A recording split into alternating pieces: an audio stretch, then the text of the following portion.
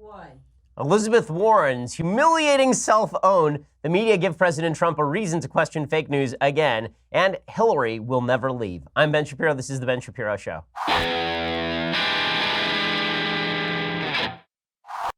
Oh, Elizabeth Warren, the smoke signals for 2020 have never been stronger, but it seems as though she has just collapsed her own wigwam. I don't know.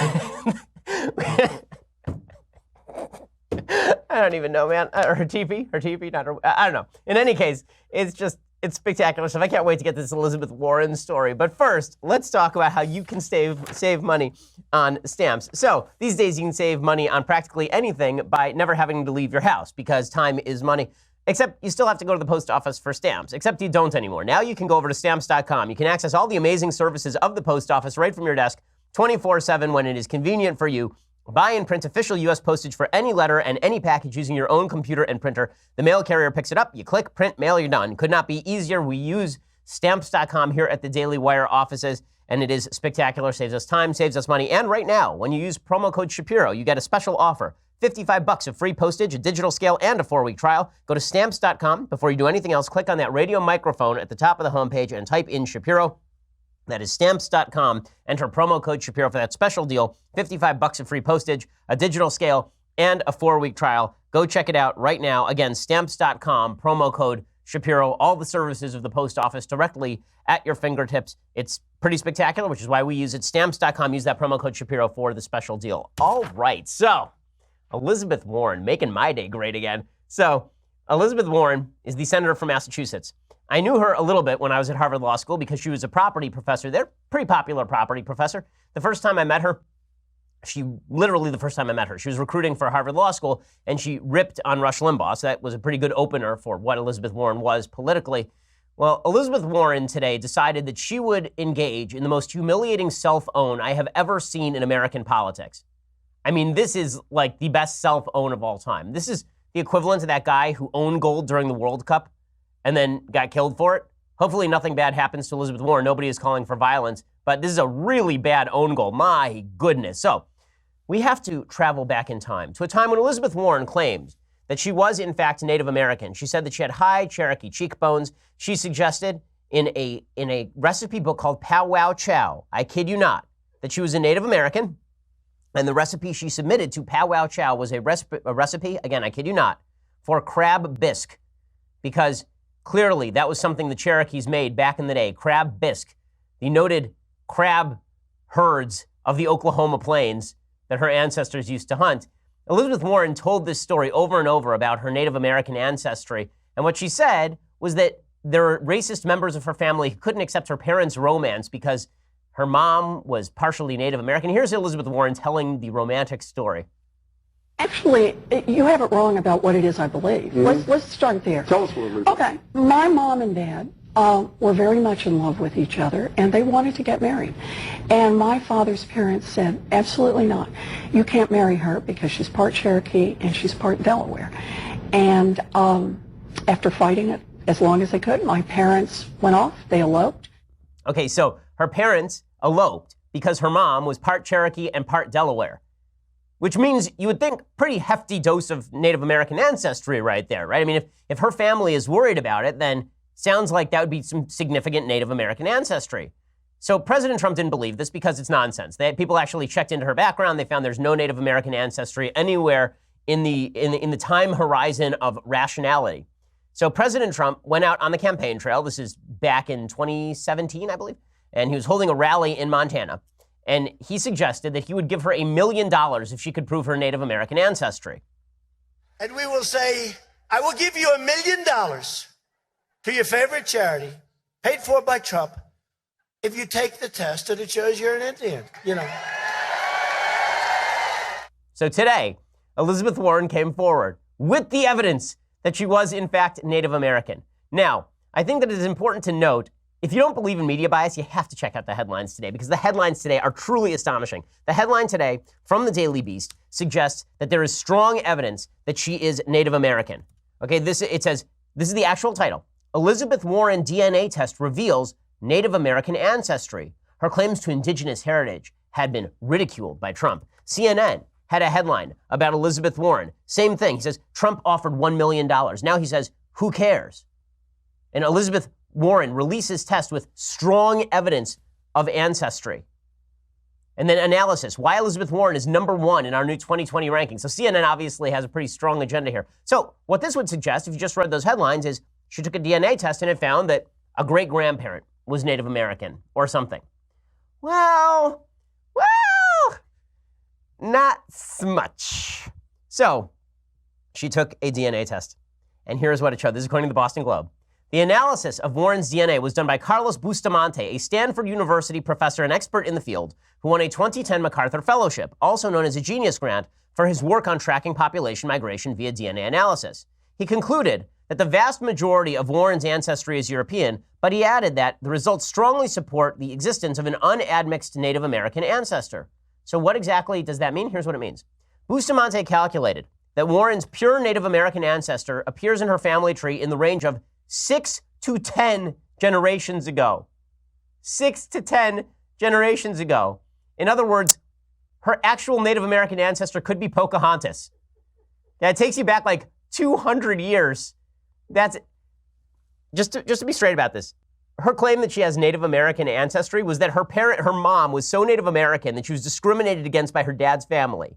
That is not the same thing as her great grandparent, minimum, was Native American. Not the same thing at all. And by the way, that is not the outer limit of the test. The test shows that at best, she was a 6th generation Native American. At worst, it's 10th, which would mean that she had an ancestor, her great grandparent, who was Native American. Okay, the best part of this Boston Globe story, it's really spectacular. So it says, the inherent imprecision of the 6-page DNA analysis could provide fodder for Warren's critics. You think? If her great-grandmother was Native American, that puts her at 132nd American Indian. But no one says she's 132nd. The minimum, right? The minimum is that she is 1/512th or something. She's not, like 132nd is not actually a 6th generation Native American. That's like a 4th generation Native American. In any case, the report includes the possibility that she is just 1/1024th Native American if the ancestor is 10 generations back. 1/1024th. I love this. So here's the even better part. To make up for the dearth of Native American ancestry, DNA, Bustamante used samples from Mexico, Peru, and Colombia to stand in for Native American. So in other words, he didn't even use like Cherokee DNA to match her up. He used Mexican, Peruvian, and Colombian DNA to match up. So what it really shows is that she's 1/1024th Mexican, Peruvian, or Colombian. So awesome. Awesome. I love this. It says, Warren has 12 times more Native American blood than a white person from Great Britain and 10 times more than a white person from Utah, the report found. Well, there's only one problem with that. What the actual study shows that the average American in the United States, of any race, the average American in the United States is 0.18% Native American. And that is what, and by the way, you're not accepted as a Native American in a Native American tribe unless you are at least 1/16th Native American, meaning that you had a great-grandparent who was Native American. So we are now going back 10 generations to try and claim that she is a Native American because she claimed, I guess, at University of Pennsylvania Native American heritage and all the rest. She is 0.009% Native American. And she is bragging about this, right? This is her claim. And the media are saying, well, this should put this thing to bed. This should put it to bed. That is not what she said. That's not what she said at all. At all. It's spectacular. She's 99.999% white. Matt Walsh has a good tweet about this. He says, after finding out that Warren is a staggering 99.999% white, Richard Spencer is expected to endorse her for president. Exactly. Oh, I love it so much. I love it so much. So, by the way, according to science, just want to get this straight. According to science, if you are 1/1024th Native American, that is strong evidence of Native American ancestry. If you have 2 X chromosomes, this doesn't mean you're a woman. Hey, that's according to the media. This is science, people. This isn't politics, it's science. So I have suggested publicly, as others have done, I'm not the only one, or probably the first person to have suggested this, President Trump should not give $1 million to Elizabeth Warren. He should give her 1/1024th of $1,000,000. He should sign her a $900 check because that's how Native American she is. It's so good. And he should print it out at a giant Publishers Clearinghouse check. And he should sign it to Elizabeth Warren. And in the subject line, he should write, failing 2020 campaign. It's just spectacular. It's just spectacular. So I love that. And again, you have to love the media bias here. If anybody claimed this on the right, are you kidding me? If I claimed that I had Native American ancestry and then people are like, well, Ben, you're pretty Jewish. And I'm like, well, you know, if I take a 23andMe test and it shows that 10 generations ago, maybe someone with some DNA in common with a Colombian person was in my ancestry, would that make you Native American? Also, I do love this. Yeah, again, the idea that she is Native American based on an ancestor 10 generations ago, that's insane. There's not, even the greatest racist, like the greatest racists on earth would not call her Native American. The people who hate Native Americans would not call her Native American based on that ancestry. You know, Nazis, not real fond of Jews, they cut off Jewish ancestry at second generation, at third generation. They said if you have 4 German grandparents, then you are considered fully German. Okay, and those people were super giant racists. So the left is now even more racist than the biggest racist because they're saying that if you have one tiny drop of Native American ancestry from 400 years ago, now you're Native American. I wonder how Native Americans feel about this. It can't be great. It can't be great. Really, really astonishing. So it's just, it's so good. We'll have more on this. I love it so. I love it so. It's so great. I have more on this in just one second. But first, let's talk about the air that you're breathing. So there's a new study. It just came out of China, and it discovered that air pollution causes a huge reduction in intelligence, which might explain our nation's politics right now. High pollution levels led to significant drops in test scores with language and arithmetic, the average impact equivalent to having lost an entire year of education. Well, now we know what happened to all the people who protest me when I go to college campuses. But it is important for you to have clean air in your home. With 95% of the global population breathing unsafe air, you ought to have filters in your house that work. FilterBuy.com is America's leading provider of HVAC filters for homes and small businesses. You can choose from over 600 sizes, including custom options that ship free within 24 hours. Plus, they support working Americans manufacturing all their filters right here in America. Save 5% when you subscribe for auto replacement, so you'll never forget to change your filters ever again. FilterBuy will save you time, money, you're going to breathe better. Apparently, you become more intelligent in the process, which is awesome for you. So stop procrastinating. Go to FilterBuy.com. That's FilterBuy.com. Tell them that we sent you. We use FilterBuy here in the office. I've used it at my house as well. Go check it out right now. FilterBuy.com. That's FilterBuy.com. So spectacular. So Elizabeth Warren just making a mockery of herself and not even knowing it, and the media playing along. Now, the question is, what motivated her to do this? Right? What made her do this? What made Elizabeth Warren think this is a great idea? The answer is that what made her think, by the way, how great idea did she think this was? She went home and she filmed a video with a bunch of her family members complaining about how Trump was mean for suggesting she didn't have Native American ancestry. She obviously is prepping for a presidential run, but this is so, my God. You know how white Elizabeth Warren is? Look at the back of this paper. Okay, this paper right here is less white than Elizabeth Warren is, because you can still see the ink through it a little bit. Okay, Elizabeth Warren is more white than this piece of paper, and yet she is proclaiming that she's Native American. It's so good. It's so good. Okay, so. Love it.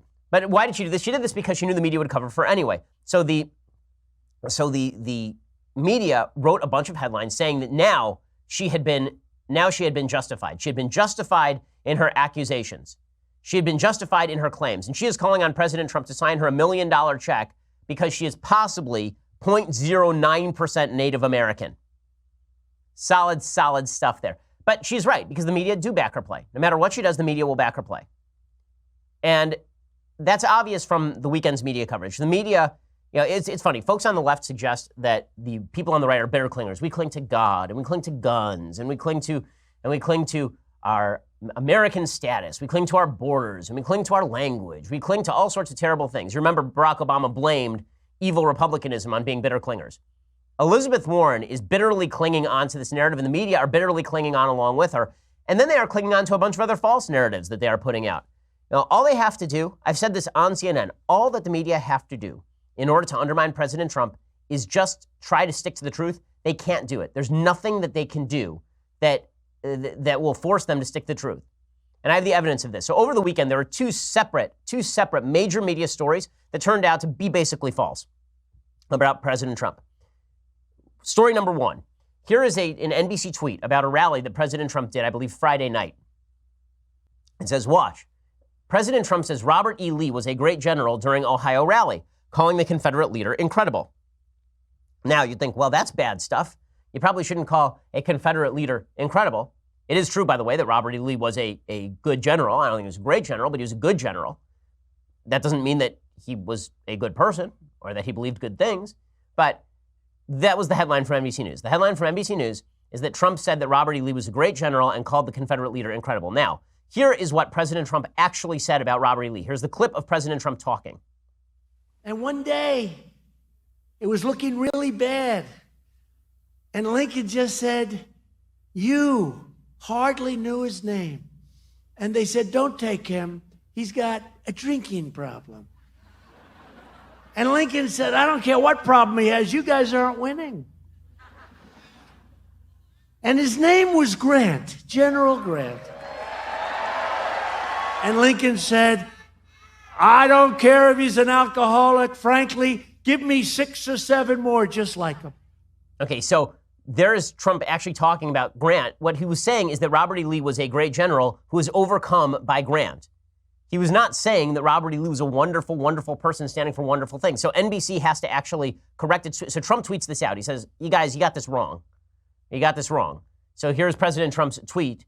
NBC News has totally and purposely changed the point and meaning of my story about General Robert E. Lee and General Ulysses Grant. It was actually a shout out to Warrior Grant and the great state in which he was born. As usual, dishonest reporting, even mainstream media embarrassed. And NBC had to tweet out a correction. They tweeted out a full correction.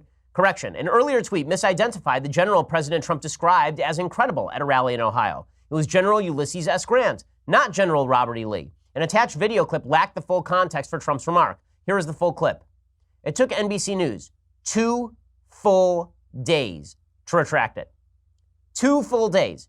And that wasn't the only example of ridiculous media bias in the last 48 hours. So CBS tweeted this out about President Trump on 60 Minutes. So last night, President Trump was on 60 Minutes. Here's what they tweeted. They tweeted, President Trump on his treatment of Christine Blasey Ford at rally, the accuser of now Justice Brett Kavanaugh. It doesn't matter. We won. Makes it sound like the question was, do you care that you mocked Christine Blasey Ford? And Trump says, it doesn't matter. We won. Well, there's only one problem. That is clearly not what Trump was saying. Like, clearly not what Trump was saying. Here is President Trump actually talking. We need the actual clip of President Trump talking from 60 Minutes. And here he is. In context. That is absolutely not what he's saying. Professor Blasey Ford, you mimicked her. Had I not made that speech, we would not have won. I was just saying she didn't seem to know anything. No, and you're trying to destroy a life of a man who has been extraordinary. Why did you have to make fun of her? I didn't really make fun. Well, they were laughing. What I said is the person that we're talking about didn't know the year, the time, the place. Professor Blasey Ford got before the Senate and was asked, what's the worst moment? And she said, when the 2 boys laughed at me, at my expense. Okay. And then I watched you mimic her, and thousands of people were laughing at her.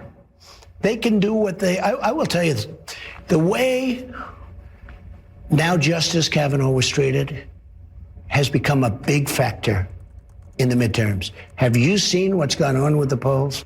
But did you have to?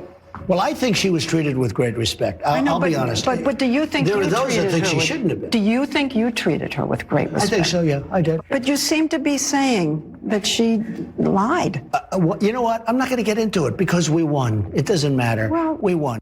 Okay, so clearly he's not saying, I don't care that you're accusing me of mocking her because we won.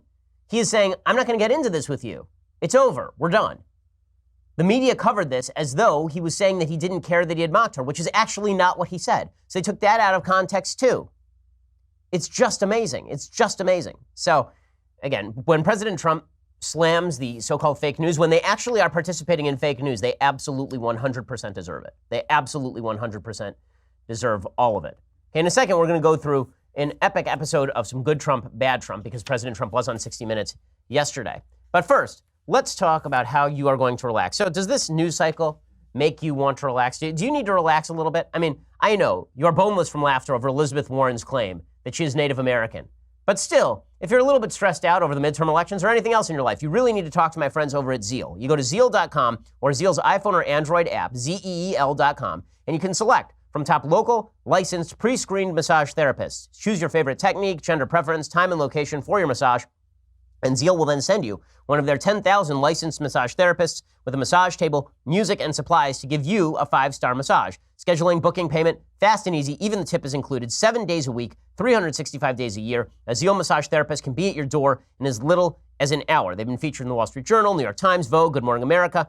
They are on demand. They make it really easy. I've gotten Zeal massages for pretty much every member of my family at this point. My sister, my mom, my dad, my in-laws, my wife. I mean, Zeal's great. And all their folks are terrific. To help you get started right now, our listeners can get $25 off their first massage with promo code Ben. That's ZEEL.com, promo code Ben. Right now, go to Zeal.com, get a special offer when you try Zeal today. Enter promo code Ben or get $25 off your first in-home massage. Go check it out right now. Okay, so final note. I just have to say this. Final note on this Elizabeth Warren thing.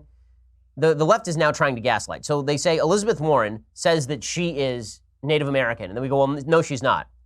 And then she says, okay, well, here's a DNA test proving that I'm pretty much not Native American. And we go, right, because we said she wasn't. And they said, no. We said pretty much not. 10 generations ago, she had a Native American ancestor. And we're like, right, but that's not really Native American. They're like, well, you must be a racist because you don't think that she's Native American based on an ancestor 10 generations ago with Colombian DNA.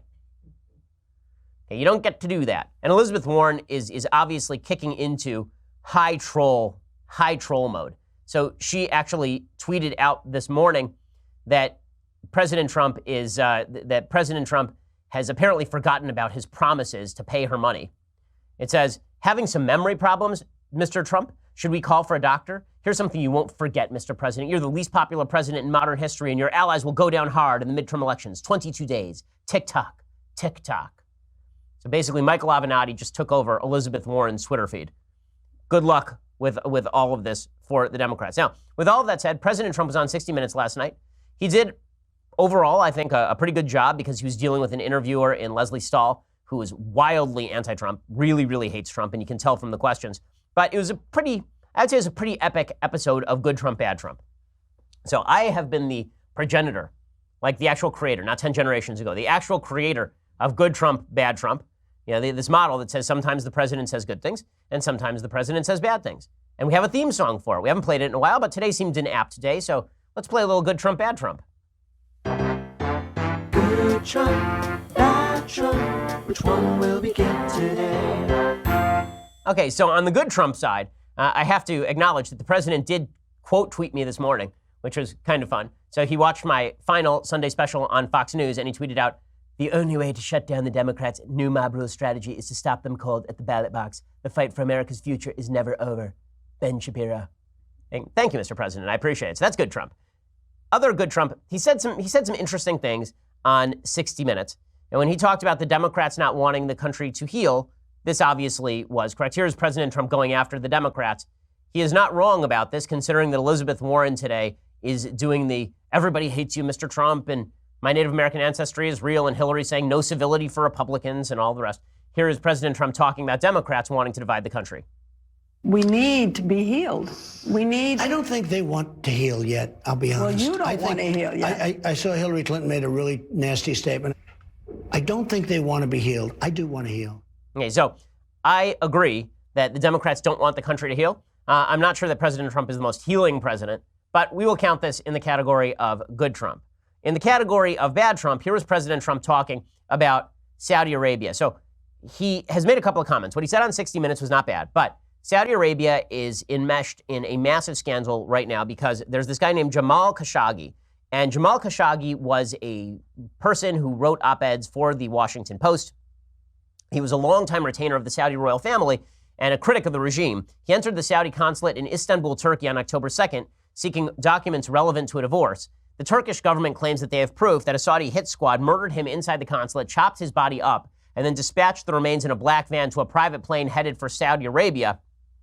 There's not a lot of doubt that Khashoggi is dead at this point. This has created worldwide consternation against the Saudi government, and in particular, against Prince Mohammed bin Sultan, who's considered the new leader of Saudi Arabia, the new dictator of Saudi Arabia. A few comments are necessary on this to understand what's going on exactly here. Number one, Saudi Arabia is a tyrannical dictatorship led by people who are tyrannical dictators. It's a monarchy. They chop people's hands off regularly. They imprison dissidents. They are not a human rights friendly country.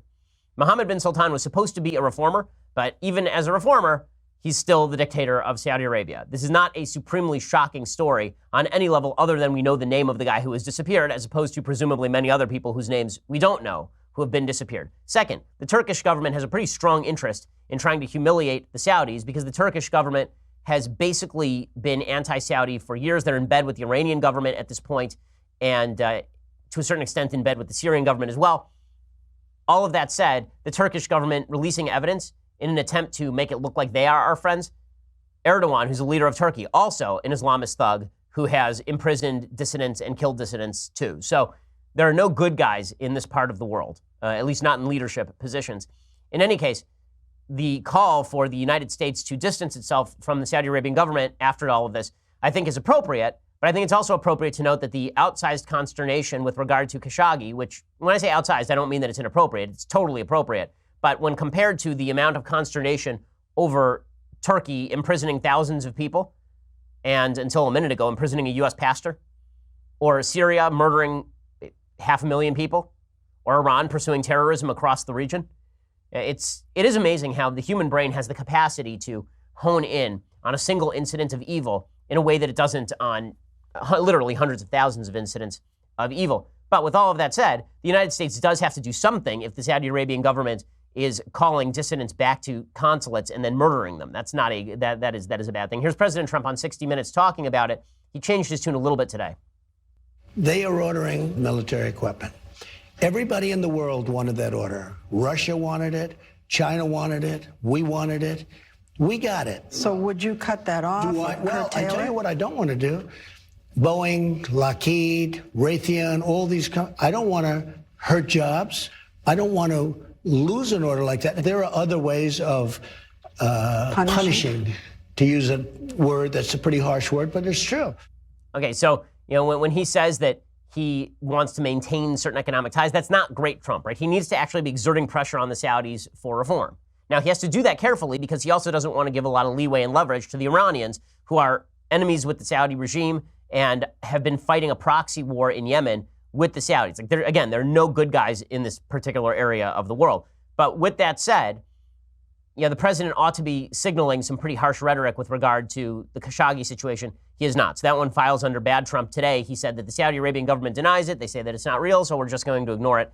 That is not great stuff from the president. Okay, other stuff that the president said during the 60 Minutes interview. Here is some other bad Trump. Here's President Trump on Kim Jong-un, the dictator, another evil dictator, and he had some more words for him. I know, but why do you love that guy? Look. I get along with him, okay? But you said love him. Okay, that's just like a figure of speech. No, it's like an embrace. Well, let it be an embrace. Let it be whatever it is to get the job done. He's a bad guy. Look, let it be whatever it is. I get along with him really well. I have a good energy with him. I have a good chemistry with him. Look at the horrible threats that were made. No more threats. No more threats. Okay, so him talking about Kim that way is not good either. You actually have to demonstrate a strong hand. And President Trump did that early in his presidency with Kim, but he's not really doing that anymore. So there's a lot of good Trump, bad Trump happening with regard to 60 Minutes, but that's who the president is, and it is important to note that his ups and downs are indicative of the man's mind. I mean, that's just who President Trump is. So in just a second, I want to get to the other big story of the weekend, which was these violent clashes happening in Portland and New York between Antifa and the Proud Boys. But first, let's talk about ExpressVPN. So you need to protect your internet access. Whether you're in a cafe or a hotel, we often rely on public Wi-Fi to use the internet on the go. But something as simple as paying your bills online from a Starbucks could actually leave your data exposed. A hacker could easily intercept your information, stealing passwords, credit cards, personal details. It's not just hackers either. Government agencies like the NSA, they monitor the internet and they could scoop up your activity. So what can you do to defend yourself? Well, the software I use to protect my online activity from spies and data thieves is called ExpressVPN. ExpressVPN has easy-to-use apps that run seamlessly in the background of my computer, phone, and tablet. ExpressVPN secures and anonymizes my internet browsing. It encrypts my data. It hides my public IP address. So using ExpressVPN, I can safely search on public Wi-Fi anytime I want, and it costs less than $7 a month. Comes with a 30-day money-back guarantee, so you can try it, see if you like it. You will. To take back your internet privacy today and find out how you can get 3 months for free, go to expressvpn.com/Ben. That's expressvpn.com/Ben for 3 months free with a 1-year package. Again, ExpressVPN. Secure your internet now. That's expressvpn.com/Ben to learn more. Go check it out right now. Okay, so while President Trump was participating in good Trump, bad Trump, Hillary Clinton was just participating in normal Hillary, which is just bad Hillary. There is no good Hillary. We'll get to that in just a second. You're going to have to go over to dailywire.com and subscribe for the rest of today's hilarious and entertaining episode. $9.99 a month gets you a subscription to the Daily Wire. That means you also get this show live, Michael Knowles' show live, Andrew Klavan's show live, and you get access to Another Kingdom. We have new episodes, season 2 of Another Kingdom coming up, and the first one came out on Friday. It has some pretty awesome graphics and art attached to it, so that's pretty fun. Also, it's almost time for our next episode of The Conversation. Tomorrow at 5:30 p.m. Eastern, 2:30 p.m. Pacific, Andrew Klavan, will be taking your questions and answering them live on air, hosted by Alicia Krause. You'll get a full hour of Drew's infinite wisdom that famously produces world-class leftist tears, finely ground and honed to perfection by blind nuns in the Swiss Alps. As always, this episode will be free for everyone to watch on Facebook and YouTube, but only subscribers can ask the questions, so don't miss Drew's next chapter of Another Kingdom either, by the way, which, as I say, was performed by Michael Knowles, and today's subscribers get exclusive access to episode 3 as well. This one is titled The Beast, obviously about President Trump. If you're not a subscriber, you won't be able to watch new episodes of Season 2 until Friday, so what exactly are you waiting for? Go to dailywire.com. Subscribe to watch the first and second seasons of Another Kingdom, and you get all of these glories, all these wonderful myriad glories, for $99 a year, which is cheaper than the $9.99 a month. Do your math. Don't be like Elizabeth Warren. Know how math works. Go check that out right now. And when you get that $99 a year subscription, you get this. The very greatest in beverage vessels. Look at this. Feast your eyes upon it. The leftist tears, hot or cold tumbler. Feel the inspiration you draw just from setting your eyes upon this glory. You're not going to know the power that flows through your body until you hold this thing in your hand. And that you're only going to be able to do that when you have a $99 a year subscription. Okay, go check that out. We have a bunch of great Sunday specials coming up too. Subscribe at iTunes, YouTube, leave us a review. Only 5 stars are accepted. Go check that out. We are the largest, fastest growing conservative podcast in the nation.